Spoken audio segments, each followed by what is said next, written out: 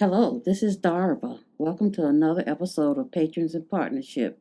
Today, our guest is Nina Bhattacharya of Zero Waste Gainesville.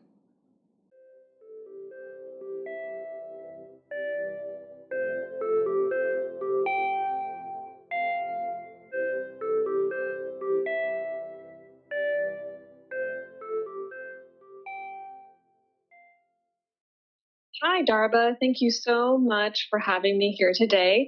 My name is Nina Bhattacharya, and I'm with Zero Waste Gainesville.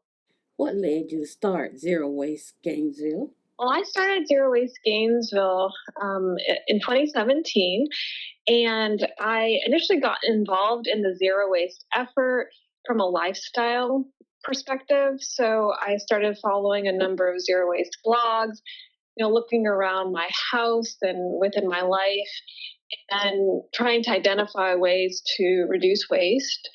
Around the same time, I became aware of an initiative being pushed by the city government to also start a zero waste initiative. And I wanted to start a community organization to show support for that effort.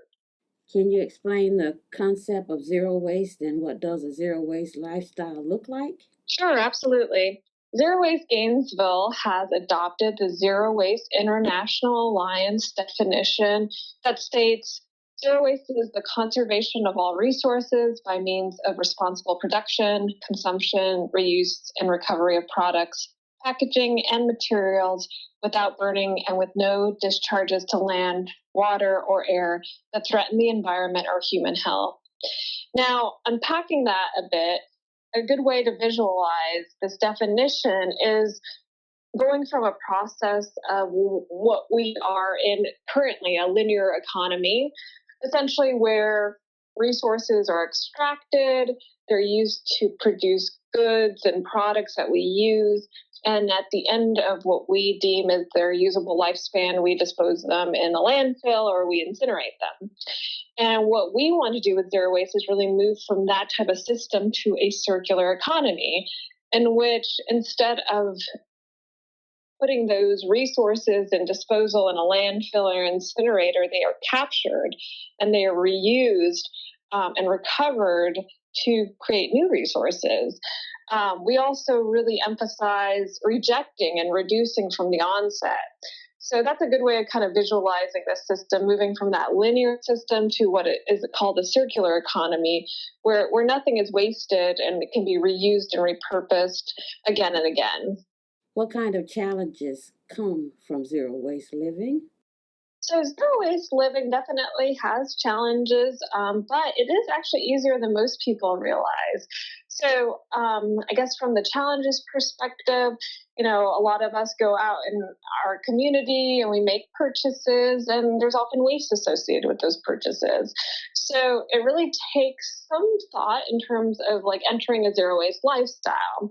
We really promote people to start off with what we call a waste audit. So actually do an assessment of the waste they produce. So for example, if you wanted to do a waste audit, it's really simple. All you would do is you would identify a specific period of time in which you would collect your waste. And typically that's like 7 days. And at the end of that period, after the end of that 7 days, actually take your waste, put it out on a tarp, and identify what's in there. Are there food scraps? Is there packaging associated with food? Are there paper towels? Really kind of take a look at where your waste is coming from. And then from there, you can identify ways you can reduce it. So, for example, if you've got a bunch of paper towels, an easy swap for those is to use reusable rags. Or if you've got Kleenex that you have in your trash can, you can consider purchasing handkerchiefs, and you've already reduced that paper waste. Another really great swap is if you have food scraps that you notice you throw away, such as vegetables and eggshells and coffee grinds, look into different composting options in the community or start your own composter here at home. Those are just some examples of really identifying where that waste is coming from in your life and then working to find ways to reduce it. Why is it important to lead a zero waste life? There are multiple benefits, both personally and also for the community, in leading a zero waste lifestyle. First of all, the environment. Whenever we're using products that's using natural resources, and when you're disposing of products, you're also discharging those to the environment through landfills or incinerators. And so when you're reducing your waste, you're actually helping to clean the air, clean the water, protect land. All of those resources that are being utilized to produce the stuff we use every day would not be needed. And we really promote a very simple lifestyle. So just use what you need. From an economics perspective, it helps promote green jobs. You can also save money by leading a zero waste lifestyle. So here in our house, we use the smallest trash can provided by the city, the smallest trash cart, and that actually saves us on our GRU bill. In addition, because we really focus on the items we really need, to purchase, we save quite a bit of money by not purchasing excessive items.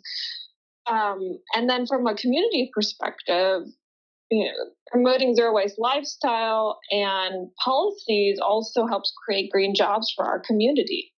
I'm already beginning to see ways that I could participate. If one of our listeners is interested in pursuing a zero waste lifestyle, how should they get started? Does Zero Waste Gainesville have any resources? Absolutely. So I had mentioned earlier that Zero Waste Gainesville promotes doing a waste audit as a way to initiate a zero waste lifestyle. I would like to direct your listeners to our website, zerowastegainesville.com, because we have a lot of great resources on there. For this past year, for Zero Waste Week, which was at the end of January, we actually built out our website to include activities that people can do, from a waste audit to learning about food waste and composting options in our community, to ways to reject and reduce and refill. We've got a ton of resources under that Zero Waste Week 2021 webpage that people can go through and start reducing their waste at home.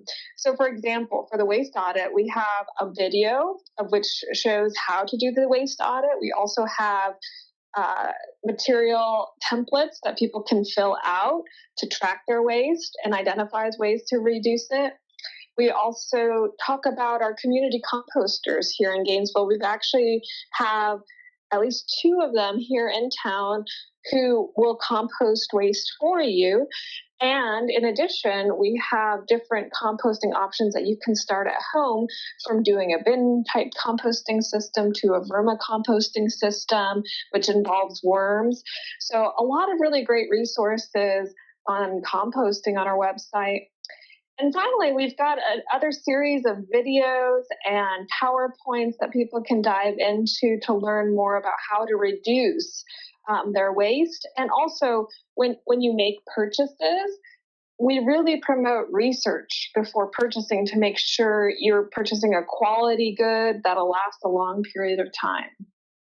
We would love to have you back again to discuss Zero Waste Gainesville engagement with the community. Is there anything else you'd like to share with us that I haven't asked?